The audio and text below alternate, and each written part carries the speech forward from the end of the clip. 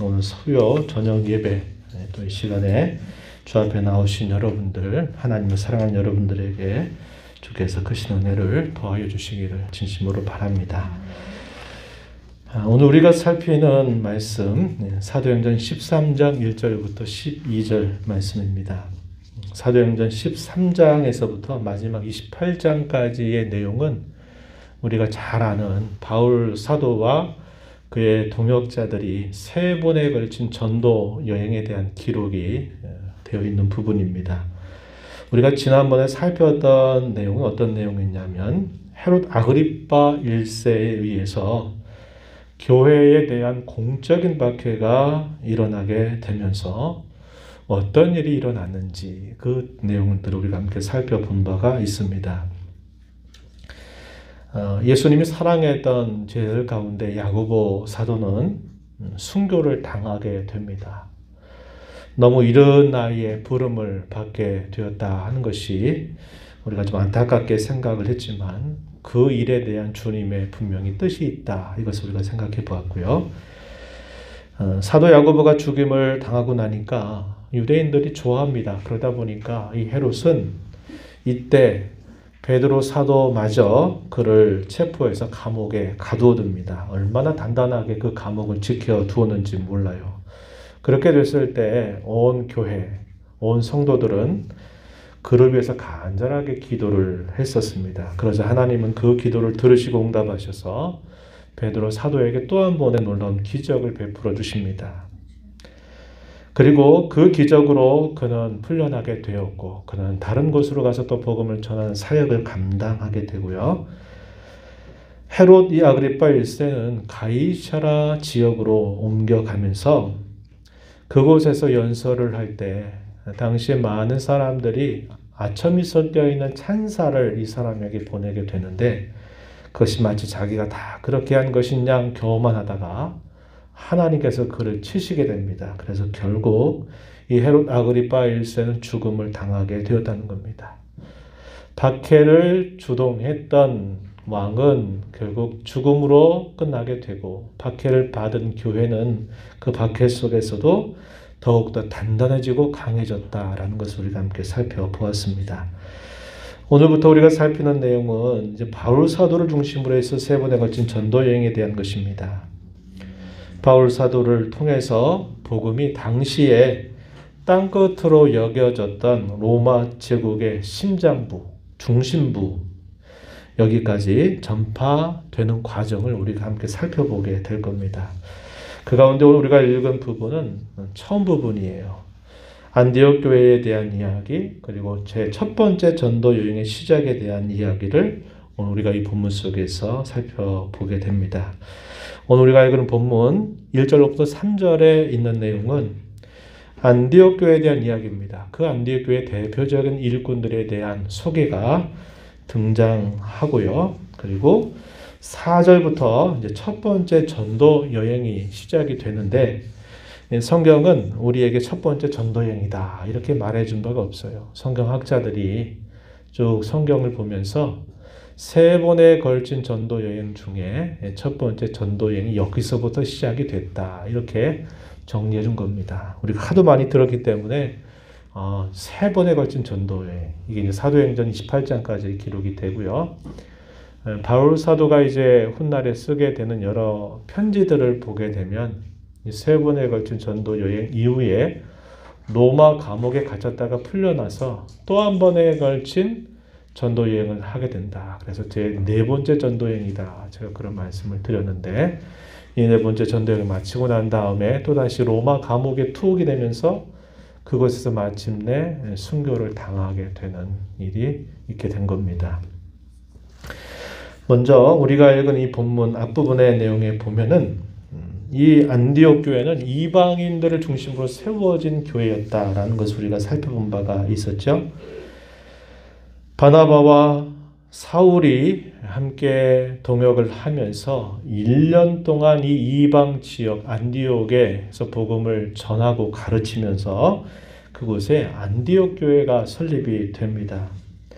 사도행전 11장 26절 보게 되면은 거기에 교회가 세워지면서 당시에 그리스도인이라고 하는 명칭이 불려지기 시작했다. 이것을 살펴보았습니다.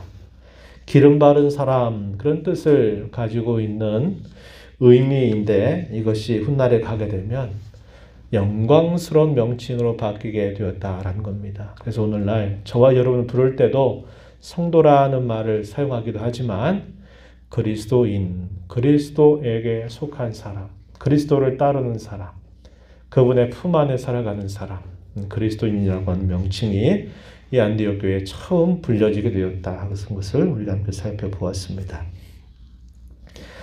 이 안디옥 교회는 세워지자마자 당시에 큰 흉년이 들겠다라고 하는 예언에 따라서 어려움에 처해져 있는 교회를 돕기 위해서 부조라는 것을 하게 돼요. 이 부조를 다르게 말하면 구제헌금 혹은 연보, 또 내용으로 봤을 때는 오늘날로 말하면 이제 선교헌금 같이 여겨질 수도 있는 말입니다.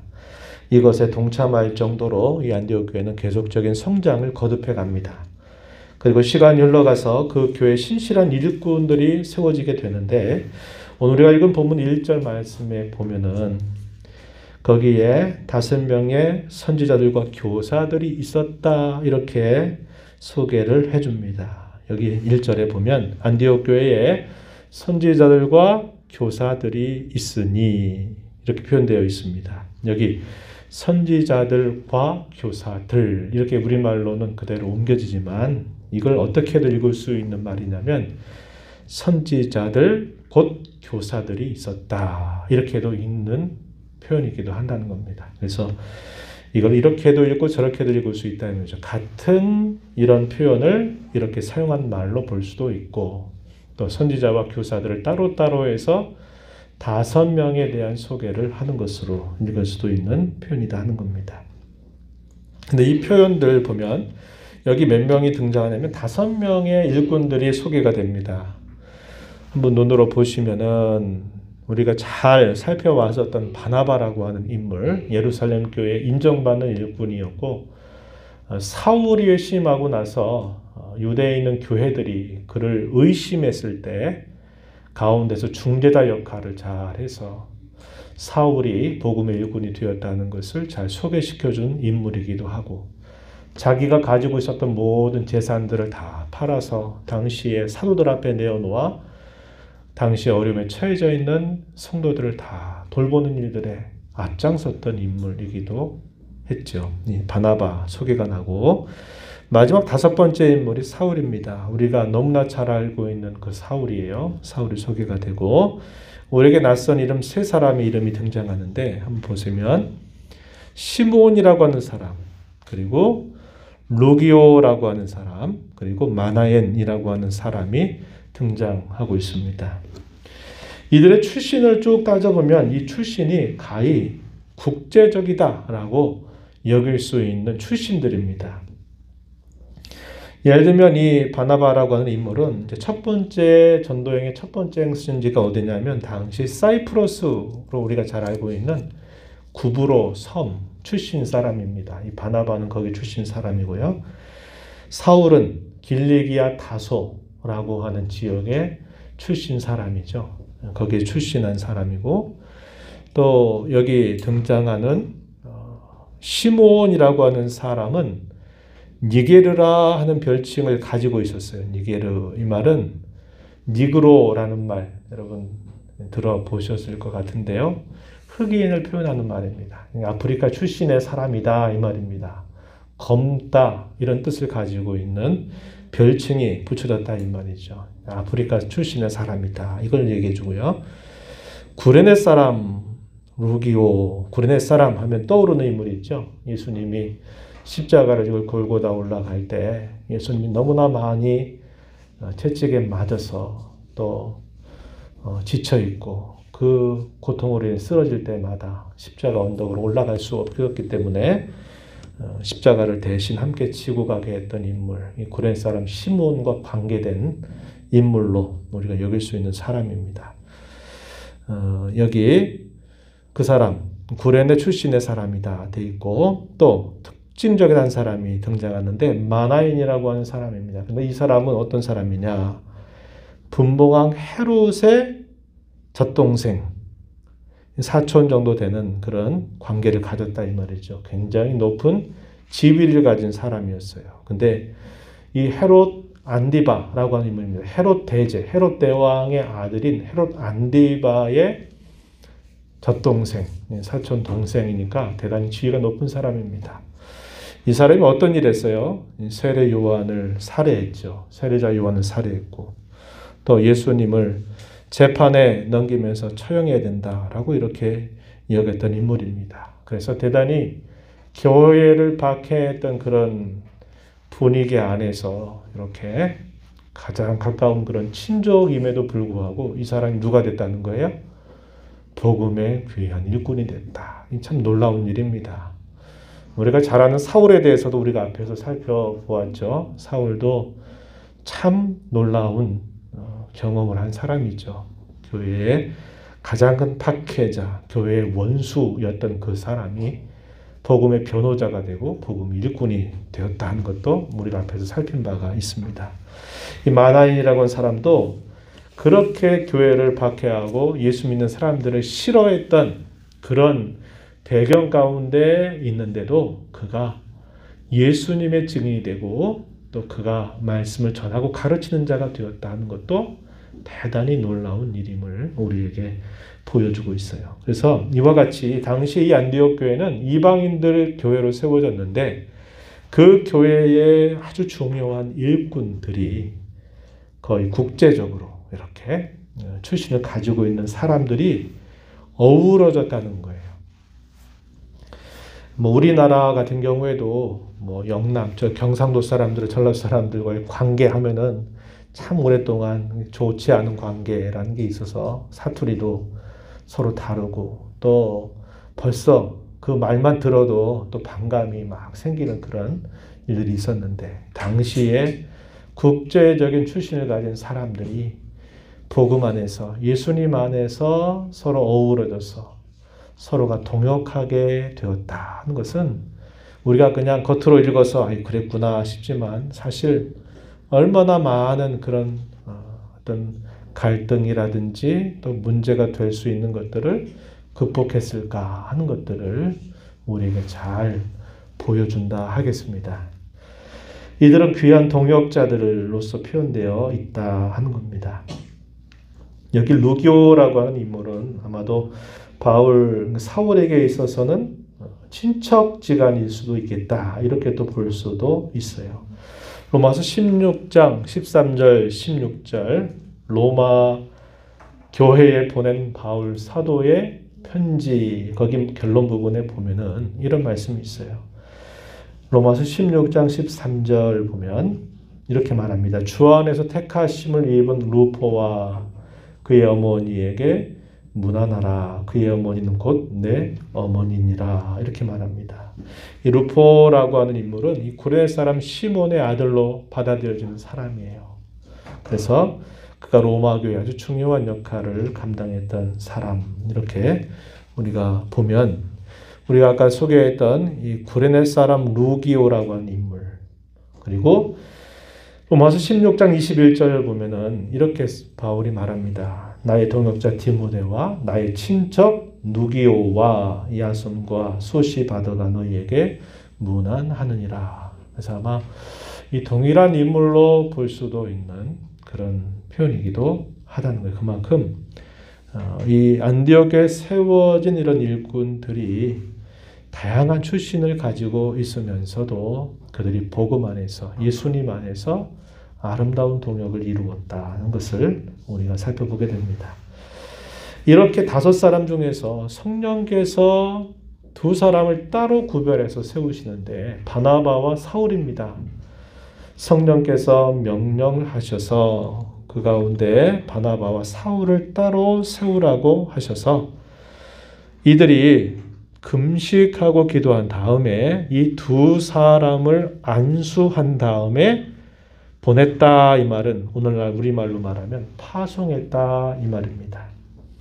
안디옥 교회의 귀한 일꾼들 가운데 이 2사람을 따로 세워서 오늘날로 말하면 선교사처럼 복음을 위해서 이제 두루 로마 제국을 밟고 다니면서 복음을 전하는 이 선교사처럼 그들을 안수하여 파송하였다. 이렇게 이야기를 해줍니다. 그리고 그렇게 파송을 받은 바나바와 바울, 그리고 그 가운데 함께 동행했던 인물이 있는데 요한이라고 하는 인물입니다. 그 요한, 우리가 읽은 본문에 보게 되면은 나타나는데, 이 요한은 마가 요한, 복음서 가운데 마가 복음을 기록한 인물입니다. 그리고 마가 요한의 다락방, 초대교회의 출발점이 아주 중요한 역할을 했던 장소죠.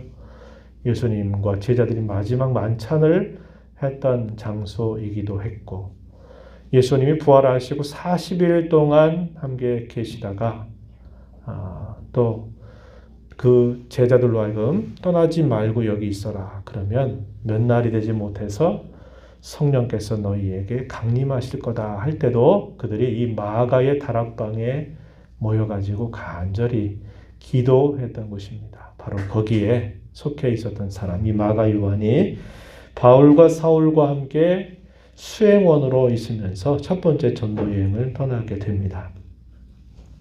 이 첫 번째 전도 여행이 어디까지 주어지냐면 13장 4절에서부터요 14장 28절까지 마지막 절까지 쭉 기록된 이 내용을 두고 성경학자들은 첫 번째 전도 여행이다 이렇게 말합니다. 이때가 뭐 약간씩 연도의 차이는 서로 있지만 주후 약 47년, 48년 정도가 될 거다. 그래서 약 2년 정도 동안 첫 번째 전도 여행을 감당하게 됩니다. 짧지 않은 시간이에요. 이 짧지 않은 시간 동안 이들이 첫 번째 전도 여행을 감당하게 됩니다. 예수님께서 이 땅에 3년 공생애를 사시면서도 제자들을 여러 차례 둘씩 나누어서 지역을 전도하러 보내신 적이 있었어요. 제자들이 전도하고 나서 예수님께로 와서 무슨 일이 있었냐라고 물으시면 제자들이 이런 일이 있었습니다. 저런 일이 있었습니다. 그러면서 제자들이 막 보고하는 모습이 복음서에 기록이 되죠. 굉장히 많은 이야기거리가 생겨난다는 것을 우리가 알게 됩니다. 여러분들 가운데 그런 경험이 있으시는지 몰라요. 여러분들이 특별하게 시간을 내서 며칠 동안이라도 단기 선교 현장을 찾아본 경험이 있다든지 아니면 지방에 있는 어떤 지역으로 하루 정도라도 단기 전도 여행으로 참여를 해보신 분들은 아마 충분히 생각해 볼 수 있을 거예요. 굉장히 많은 이야기거리가 있다는 거예요. 어디로 찾아갔더니 무슨 일이 있었다, 어떻게 반응했다, 굉장히 많은 이야기거리들이 생겨나요. 근데 2년이라고 하는 시간들 동안 다니면서 복음을 전하면서 얼마나 많은 일들이 있었겠나요? 우리가 가히 상상해 볼 수 있을 겁니다. 성령께서 이 말씀을 기록하게 하실 때에는 그 모든 이야기들을 다 기록하게 하지 않고 대단히 선별적으로 기록을 하게 하신다는 겁니다. 그래서 우리가 성경을 읽을 때 그냥 평면적으로 이게 가서 단 일이구나. 첫 번째 전도여행이 13장 4절부터 14장 마지막까지 첫 번째 전도여행 2년이라고 하는 시간 동안 이런 일밖에 없었구나. 이렇게 생각하시면 안 돼요. 얼마나 많은 일들이 있었겠어요. 그런데 그 많은 일들 가운데 선별적으로 기록을 하게 하신 내용들이다 하는 겁니다. 오늘 우리가 읽은 이 앞부분의 내용에서 첫 번째 행선지가 어디였냐면 구브로라고 하는 섬입니다. 아까 말씀드렸듯이 사이프러스로 알려져 있는 섬이에요. 지중해에서 이스라엘 사람들이 사는 가운데 가장 빨리 갈 수 있는 섬, 이게 사이프러스 섬인데요. 이 구브로 섬을 갑니다. 그들이 어디에서 가냐면 안디옥에서 이제 항구 쪽으로 가는데 실루기아라고 하는 항구에서 배를 타고 구브로라고 하는 섬으로 그들이 처음 행선지를 정하게 됩니다. 그리고 이 구브로 섬에서 이제 처음에는 북동쪽에 있는 항구, 거기가 어디냐면 살라미라고 부르는 항구에 먼저 그들이 도착을 하고요. 거기에서부터 그 섬을 관통을 해가지고 남서쪽에 있는 항구로 가는데, 거기가 기억하기 좋을 거예요. 바보. 우리말로 바보. 바보라고 하는 이 항구로 그들이 옮겨가면서 이 구브로 섬 전도를 감당하게 됩니다. 실루기아에서 배를 타고 이 구브로 섬으로 가서 처음에 이 살람이라고 하는 곳에 도착하는데, 그곳에 복음을 전한 이야기 간단하게 설명해 주는데, 5절 말씀 보면은 이렇게 말합니다. 살라미에 이르러 하나님의 말씀을 유대인의 여러 회당에서 전할세 요한을 수행원으로 두었더라. 여기 요한이 마가 요한입니다. 마가복음을 기록한 인물이에요. 마가 요한. 이 마가 요한은 바나바의 조카입니다. 삼촌과 조카 관계예요. 그래서 이 마가 요한이 함께 갈 때 이 살라미에서 그들이 복음을 전하면서 어디를 주로 찾아다녔느냐? 여러 회당들을 주로 찾아다녔다고 하는 겁니다. 이것은 복음을 전하는 이 복음의 일꾼들에게 있어서는 매우 중요한 기본적 원칙이었어요. 그들이 이방 땅에 복음을 전할 때 항상 어디를 중심으로 하냐면 회당을 중심으로 해요. 이 회당에는 누가 모였냐면 소위 디아스포라 유대인들, 자신들의 정신과 생각과 모든 관심은 유대인이다라고 생각하지만 어디에서 태어났느냐? 이스라엘 땅에서 태어난 게 아니라 이방 땅에서 태어난 사람들. 그렇지만 자신들은 유대인이라고 늘 여겼던 사람들. 이런 사람들을 두고 흩어진 유대인, 디아스포라 유대인이라고 부릅니다. 이 유대인들이 하나님을 어떻게 예배합니까? 명절이 되면 그 지역에서 예루살렘으로 먼 순례를 떠나서 예루살렘으로 도착하지만 일상적인 때는 어떻게 합니까? 자신들이 있는 곳에서 하나님을 예배하는데 어디로 모여서 예배하느냐? 회당들로 모여서 회당에서 예배를 드리게 돼요. 근데 그 회당에서는 제사를 드릴 수 없잖아요. 제사를 못 드리니까 그들의 회당 예배가 어떤 식으로 진행이 되냐면 율법을 낭독을 해요. 한 3시간 이상 계속 율법을 낭독하고 낭독한 그 율법을 설명해 줘요. 그걸 강론이라고 말하고 오늘날로 말하면 소위 설교라고 말하면 되겠어요. 그 율법을 읽고 율법을 설교해 주는 것으로 그들이 안식일이 되면 이 회당에 모이는 거예요. 그러면서 자신들이 뭘 생각할까요? 우리는 하나님을 섬기는 백성이다. 우리는 유대인이다. 라는 것을 이렇게 명맥을 유지하고 보존하고 또 전수해가는 일을 감당했었습니다. 소위 회당 예배라고 부르는 거예요. 오늘날 우리가 하나님 앞에 예배하는 것과 비슷한 면이 참 많아요. 그렇죠? 우린 더 이상 희생의 제사를 반복적으로 드리지 않아요. 예수님이 우리를 위해 모든 완전한 희생을 완성시켜 주셨기 때문에 우리는 우리에게 이루어 주신 그 완전한 희생의 근거에서 구원받은 은혜를 감사하면서 하나님께 예배를 하는데 그 예배의 가장 중심에 뭐가 있습니까? 하나님의 말씀을 읽고 듣고 강론하는 이 설교가 그 예배의 많은 중심을 차지하는 것과 비슷해요. 그래서 바울 사도와 그의 일행들이 복음을 전할 때 항상 어디를 먼저 시작하냐면 회당을 중심으로 먼저 예수 그리스도의 복음을 전하기 시작했다는 것입니다. 그래서 그들이 이렇게 살라미에서 여러 회당을 찾아다니면서 복음을 전했다. 이렇게 간단하게 기록을 남겨주고 그리고 그 살라미에서 바보라고 하는 지역, 그러니까 아까 북동쪽에서 남서쪽으로 쭉 관통해서 그 섬을 관통해가지고 가는 거리가 144km 정도 되는 거리입니다. 144km. 어느 정도 거리가 될까요? 여기서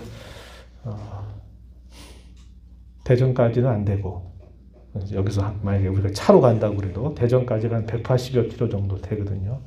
천안까지는 더 가고 한 5천 정도 될까요? 그런 정도의 거리를 걸어서 계속적으로 복음을 전하면서 가는 겁니다. 어디를 중심으로? 회당을 중심으로 해서 기도하고 안식일에 대한 회당에 모여오는 사람들에게 이 복음을 전하면서 그들이 144km 정도 되는 그 거리를 육로로 이동하면서 어디에 갔냐면 바보라고 하는 항구 쪽으로 가게 된 겁니다. 얼마나 많은 이야기거리가 있을지는 여러분들의 상상에 맡기겠어요. 그리고 나머지 우리가 읽은 뒷부분 6절부터 12절까지 내용에서는 이 바보에서 있었던 중요한 사역을 요약해 주고 있어요. 거기 어떤 일이 있었느냐? 6절 이하로부터 12절까지 표현되는데 그곳에 갔을 때 만나던 특별한 사람을 소개합니다. 두 사람이 소개가 되는데 한 사람은 바예수라는 사람이고요. 또 한 사람은 바울이라고 하는 사람입니다. 좀 더 구체적으로 말하면 서기오 바울을 만나게 되었습니다. 유대인들에게서 바라는 말이 들어가면 아들이란 말이에요. 예수의 아들, 바예수, 예수의 아들 이런 뜻을 가지고 있는 사람이에요. 이 사람은 유대인입니다. 그리고 이 사람은 자칭 아니면 다른 사람들이 이 사람을 두고 뭐라고 불렀냐면 선지자다라고 이 사람을 불렀어요. 이 바나바와 이 일행들은 바예수를 만나게 되는데 이 사람은 유대인의 선지자입니다. 근데 실상은 거짓 선지자다 이 말이죠. 진짜 선지자가 아니라 가짜 선지자다 이렇게 말하고 이 사람이 선지자로 많은 사람들에게 인기를 얻고 명성을 얻게 되는 것은 그가 마술 같은 일을 행했기 때문이라는 거죠. 그래서 마술사라고 또 불러지기도 하고 이와 동일한 뜻이 엘루마라는 뜻을 같은 의미로 표현되기도 한다고 했습니다. 그래서 이 사람은 사람들을 놀라게 하는 일을 통해서 사람들에게 야, 저 사람 진짜 선지자다 라고 이렇게 인정받았던 인물이에요. 그러다 보니까 당시에 지위가 높은 사람들과도 만나는 게 어렵지 않았어요. 누가 소개가 되냐? 서기오 바울이라고 하는 사람을 쉽게 만날 수 있었어요. 이 사람은 누구냐? 그 지역의 총독입니다. 총독이란 얘기는 로마로부터 직분을 받아서 인정받는 높은 지위에 있는 사람이에요. 이 총독 서기오 바울과 만나는 게 어렵지 않을 만큼 매우 유명했던 사람이라는 것을 알게 해줍니다. 그는 이 복음을 접하게 될 때 이 바예수라는 사람은 자기 자신뿐만 아니라 당시의 총독에 대해서도 복음 듣는 것을 무척 방해했다라고 본문이 우리에게 알려줍니다. 8절 말씀 한번 가서 보면은 이 마술사 엘루마는 그들을 대적하여 복음의 일꾼들을 말합니다. 총독으로 믿지 못하게 힘썼다. 왜 그랬을까요? 자기를 대단히 높게 보고 자기를 선지자로 여겼던 그 사람들에게서 자기에게 주어져 있는 이득, 자기에게 주어져 있는 명성이 행여나 옮겨지지 않을까, 사라져버리지 않을까 하는 것에 대한 두려움이 있었을 겁니다. 내가 여태까지 여기에서 많은 사람들에게 인정받고 야, 선지자라고 내가 인정받았는데 이 사람들이 와가지고 이거 말해가지고 이 모든 것들이 다 무너져 버리면 안 되겠지 않겠느냐. 막 이런 생각이 많았을 거예요. 그러다 보니까 자기의 위치, 자기 자리 그것 때문에 그 복음에 대하여 순수하게 듣지를 못했어요. 그리고 자기와 가깝게 만날 수 있었던 총독 이 사람이 이 일에 관심을 갖지 않도록 아주 애를 써서 방해하는 일을 힘썼다고 이야기해주고 있습니다. 그런데 실상 이 총독은 바울이 당시에 이제 이 바나바와 함께 복음을 전했던 이 사람들의 이 말이 무슨 말인가 관심을 가지고 듣고 싶어 했다고 성경이 말해줍니다. 7절 한번 가서 보면은 이렇게 말해요. 7절 하반절에 지혜 있는 사람이다 소개하고 바나바와 사울을 불러 하나님의 말씀을 듣고자 하더라. 복음을 듣고 싶었어요. 이들이 무슨 말을 하는지 좀 잘 듣고 싶은 마음이 있었던 겁니다. 복음이 전해졌고 그 복음에 대한 반응이 어떻게 나타났는가 본문은 우리에게 소개해 주는데요. 이 바 예수는 복음을 대적하다가 책망을 받고 벌을 받게 됩니다. 본문 10절 11절 한번 여러분 보시면은 사울이 성령에 충만해서 그를 책망하고 그에게 벌을 선언하게 되니까 그게 실제로 그렇게 이루어지게 됩니다. 10절 보시면은 모든 거짓과 악행이 가득한 자요 마귀의 자식이요 모든 의의 원수요 주의 바른 길을 굳게 하기를 그치지 아니하겠느냐. 보라 이제 주의 손이 내 위에 있으니 내가 맹인이 되어 얼마 동안 해를 보지 못하리라. 사울이 성령이 충만해서 이렇게 말했어요. 강권해서 이렇게 말하게 되니까 어떻게 됐습니까? 즉시 안개와 어둠이 그를 덮어서 인도할 사람을 두루 구하게 되었다. 이렇게 말해줍니다. 그의 말이 곧 즉각적으로 그 말대로 이루어지게 돼서 이 사람이 맹인이 되어버리고 어디로 가야 될지 모르니까 자기를 이끌어달라고 사람들을 찾는 광경이 펼쳐지게 된 겁니다. 그걸 누가 봤느냐? 서기오 바울 총독이 이것을 보면서 놀라운 변화를 그가 경험하게 된 겁니다. 서기오 바울은 복음을 듣고 싶었어요. 그래서 이들을 초청해가지고 듣고 싶어 했습니다. 들은 것뿐만 아니라 더 나아가서 사울이 말했는데 그 말이 그대로 이루어지는 것을 보고는 이 서기오 바울의 마음속에 확신과 믿음이 생겨나게 된 겁니다. 그래서 12절에 보니까 뭐라고 말해요? 믿으며 주의 가르치심을 놀랍게 여기니라. 이렇게 표현을 해줍니다. 복음의 전파에 대하여 서로 다른 두 개의 반응, 두 가지 반응이 그대로 소개되고 있죠. 바 예수는 자기가 여태까지 가지고 누려왔던 것들을 빼앗기게 될까봐 이 복음에 대하여 반대하고 대적자 노릇하다가 벌받아서 맹인이 되어버리는 그런 결과를 맞은 반면에 서기오 바울은 그 복음을 듣다가 또 펼쳐지게 된 어떤 사건을 보게 되면서 그는 확신을 갖고 믿게 되었다고 이렇게 가르쳐 주고 있습니다.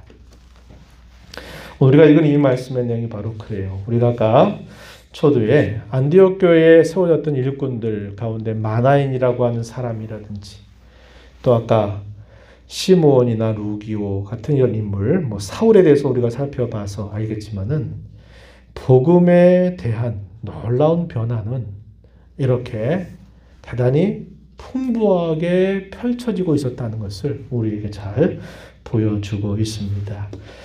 오늘 우리가 이 말씀 보면서 한두 가지 정도로 생각을 하고 또 우리 삶에 적용을 해보면서 마무리를 하고 싶어요. 이 복음은 천국 열쇠와 같습니다. 천국 열쇠. 베드로 사도에게 그의 고백 위에 나의 교회를 세우겠다 그러면서 내가 천국 열쇠를 너에게 주겠다.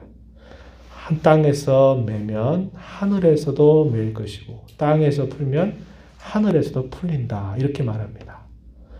로마 카톨릭 천주교에서는 이 천국 열쇠를 교황이 가지고 있는 것으로 말해요. 그러나 성경을 가르치는 의미는 베드로의 신앙 고백이라고도 말하고 또 이것을 구체적으로는 말씀의 사역, 복음의 전파 이것을 가르치고 있는 말입니다. 그리고 이것이 또 어떤 방식으로 나타나냐? 교회의 권징으로 나타나기도 해요. 그래서 교회 열쇠를 이야기할 때는 두 가지를 생각하시면 돼요. 하나는 복음, 또 하나는 권징입니다. 왜요? 이 복음을 들으면 복음에 대한 반응이 어쩌냐에 따라서 천국에 속하든지 아니면 천국에 속하지 않게 되든지 이 갈림길 앞에 놓이게 되기 때문에 그래요. 이 복음은 생명과 죽음을 가져다 주고요. 이 복음은 복과 화를 가져다 줍니다.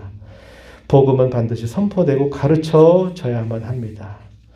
이 복음은 한편으로는 복음이 잘 선포되고 가르쳐지는 교회요. 복음을 전하는 그런 교회가 되도록 또 한편으로는 복음을 잘 듣고 복음에 바르게 응답하도록 하는 일에 우리는 힘써야 한다 하는 것입니다. 교회를 이루었을 때 그 교회는 복음을 통해서 교회가 이루어지게 되고 그 교회가 올바르게 성장하려고 한다면 복음이 끊임없이 가르쳐져야만 됩니다. 그래서 우리는 이 말씀을 보면서 우리가 속해 있는 교회가 복음이 잘 가르쳐지고 잘 선포되는 그런 교회가 되도록 함께 기도해야만 하고 말씀을 맡은 우리 교역자들을 위해서는 허탄한 말씀, 엉뚱한 말씀이 아닌 복음을 순수하게 잘 전하는 그런 교역자가 되도록 위해서 여러분들이 기도해 주시고 교역자들은 또 그렇기 위해서 참으로 조심하고 주의를 기울이고 애를 써야만 된다는 것을 우리는 언제나 기억해야 합니다. 그런 교회가 되도록 우리가 끊임없이 기도하고 서로가 힘써가야 되겠고 복음을 들을 때 우리는 어떻게 복음을 들어야 될까? 잘 들어야 되고요. 그 복음에 대하여 가장 바르게 응답하도록 항상 우리의 마음을 기울여야 된다는 것을 잊지 말아야 한다고 하는 겁니다. 우리는 복음을 들어서 교회에 속한 사람이 됐어요. 우리 신앙의 참된 열매를 맺으려고 한다면 우리는 복음의 가르침에 잘 반응하는 일을 끊임없이 구해야 합니다. 하나님의 말씀이 은혜의 수단으로 내 안에서 끊임없이 역사하도록 우리에게 끊임없이 역사하도록 우리는 기도하는 일을 쉬지 말아야 한다는 것을 꼭 기억해야 하겠고요. 두 번째는 사울이 참 많은 준비를 했다는 겁니다. 그리고 그는 이 복음을 준비하면서 그는 이 복음에 대한 자신의 자세를 가다듬었다는 것을 우리가 생각해 볼 수 있어요. 사울은 그가 다메섹으로 가는 도상에서 주님 만나고 그가 구원받고 난 다음 그가 안디옥에 와서 복음을 전하게 될 때까지 약 10여 년 정도의 시간이 흘렀다고 제가 말씀을 드린 바 있어요. 그리고 안디옥에서 복음을 전해서 안디옥 교회가 세워지게 되고 그 교회 파송을 받아서 첫 번째 전도 여행을 할 때에 그 시간을 어림잡아서 짧게 잡아도 13년입니다. 길게 잡으면 약 17년 정도의 시간이에요. 그러면 이 13년에 17년이라고 하는 시간을 그가 뭐 하면서 보냈을까요? 복음을 위해서 준비하는 시간으로 하나님이 그를 준비시키신 거예요. 왜 그럴까요? 복음이 그만큼 위대하고 복음이 그만큼 가치가 있고 이 복음은 조금 전 말씀드린 것처럼 천국 열쇠와 같기 때문에 그러합니다. 그래서 하나님은 바울 사도를 불러서 그가 다메섹으로 가자마자 예수님이 그리스도다라는 것을 변호하기는 했어요. 그렇지만 그가 이렇게 회심하고 나서 첫 번째 전도 여행에 그가 동참하게 될 때까지는 짧게 잡아도 13년이라고 하는 시간을 준비한 거예요. 기도로 준비하고 계시를 받기도 하고 왜? 이 복음이 그만큼 위대하고 중요한 것이기 때문에 그러하죠. 길게 잡으면 17년이라고 하는 시간이 지나요. 이렇게 오랜 시간을 준비하게 하신 것입니다. 그뿐만이 아니었어요. 이 복음에 대한 사울의 자세는 대단히 겸손했다는 것을 우리는 생각하게 됩니다. 이 사울이 첫 번째 전도 여행 가서 바보라고 하는 이 지방에서 서기오 바울 총독을 만났던 것은 그에게서 좋은 영향이 되었다고 볼 수 있어요. 사울은 두 개의 이름을 가지고 있었습니다. 그는 디아스포라 유대인이죠. 그는 자기의 속해 있는 소속은 유대인이에요. 그러나 그는 어디에서 태어났느냐? 다소라고 하는 이방 땅에서 태어났어요. 그래서 디아스포라 유대인입니다. 그래서 그는 한편으로는 헬라의 문화에 젖어 있으면서 그러나 그의 중심은 전적으로 유대적인 그런 생각을 가지고 있었던 거예요. 그래서 그 당시에 이 디아스포라 유대인들은 두 개의 이름을 가지고 있어요. 유대식 이름 하나, 그리고 헬라식 이름 하나를 가지고 있었습니다. 사울이라고 하는 이름은 어디 이름에 속할까요? 유대식 이름이에요. 유대식 이름. 그리고 이 사울이 또 하나, 그가 헬라식의 이름을 또 하나 가지고 있었어요. 그 이름이 바울이라고 하는 이름입니다. 놀랍게도 이 사울과 바울이라고 하는 말의 의미는 여러분 잘 아시겠지만 그 뜻이 정반대예요. 사울은 큰 자, 높은 자라는 뜻을 가지고 있는 반면에 바울이라고 하는 이름은 점점 더 작아진다, 작다 이런 것을 뜻하고 있는 말이라는 거예요. 서기오 바울이라는 사람의 의미는 뭐냐면 그는 헬라식의 이름을 가진 총독이었죠. 그래서 그의 이름의 뜻은 작다, 작아진다 이런 뜻이었거든요.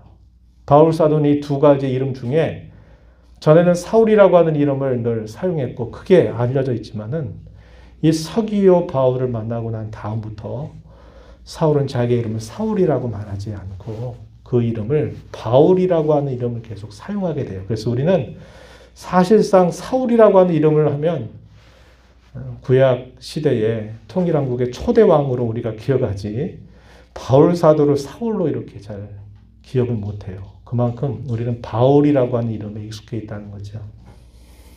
그는 의도적으로 이 사울이라고 하는 이름 대신에 바울이라고 하는 이름을 사용합니다.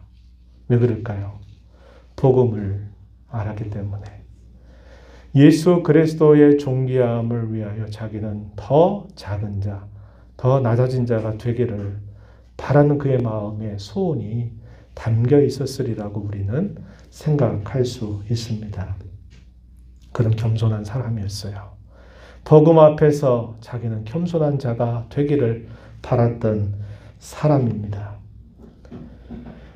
왜 그럴까요? 복음은 결코 우리가 가볍게 여겨져서는 안 되고 홀대되어서는 안 되는 진리라는 것을 우리는 꼭 기억할 수 있어야 합니다.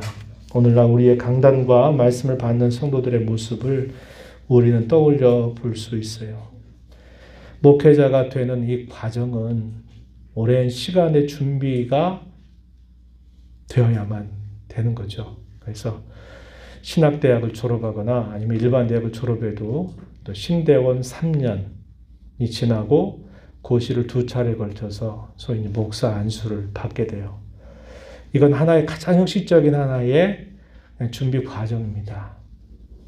오늘날 신학교에서 교육자가 되어가는 이 과정들도 그런 라이센스 따는 그런 과정으로 여겨가지고 제대로 이 복음에 대해서 훈련받지 못하고 또 그것이 제대로 익숙하지 않은 채 이렇게 교회에 와서 말씀을 가르치게 되는 경우들이 참 많아요. 그러다 보면 복음이 아니라 복음을 전하는 것 같은데 실제적으로는 엉뚱한 소리를 해대는 일들이 강단에서 부지기수로 일어나고 있다는 거예요. 그래서 아까 제가 말씀드렸듯이 이 복음은 제가 전에도 그런 말씀드렸죠. 복음은 신약에서도 복음이 나타나고 구약에서도 복음이 나타나요. 구약은 율법이고 신약이 복음이다. 이런 식의 사고는 아주 잘못된 겁니다. 많은 복음의 일꾼들이라고 자처하는 사람들이 복음을 말한다고 하면서 복음이 아닌 섞여 있는 복음, 순수하지 않은 복음, 겉으로는 복음인데 그 내용은 거의 율법적인 내용들을 가르치는 경우들이 적지 않습니다. 그래서 여러분 기도하실 때 복음이 잘 선포되는 교회, 또 그러한 교육자들 되게 해달라고 간절하게 기도해 주시고 또 그 복음을 항상 받을 때에는 이 복음에 올바르게 반응하는 저와 여러분이 되도록 늘 하나님 앞에 은혜를 구하고 이 복음을 우리가 알아가면 알아갈수록 우리는 겸손해질 수밖에 없고 오직 그리스도의 존귀함과 영광을 드러내는 일에 우리가 힘을 더 내게 된다는 것을 꼭 기억하시기 바랍니다. 그래서 이 복음으로 말미암아 세워져 가는 교회, 이 복음을 잘 전파하는 교회, 이 복음으로 우리의 교회와 신앙이 더 든든히 서가게 되는 일들을 위해서 여러분들이 관심을 가지고 기도해 주시고 힘써 주시기를 부탁드립니다. 하나님 아버지, 오늘 우리가 또 주어진 시간을 통해서 하나님의 말씀을 함께 나누었습니다. 이 복음은 천국 열쇠와 같아서 생명과 사망, 복과 저주를 가르는 갈림길이 됨을 저희가 살펴봅니다. 어떤 사람은 이 복음에 대적하다가 벌을 받고 심판을 받게 되는가 하면 어떤 사람은 이 복음을 마음을 열고 들으면서 복음으로 말미암아 영생을 얻게 되는 사람도 있음을 봅니다.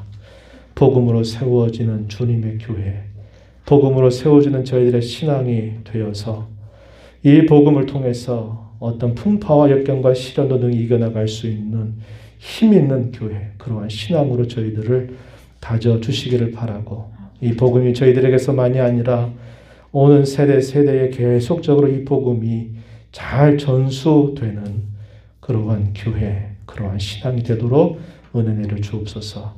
예수님 이름으로 기도하옵나이다. 아멘.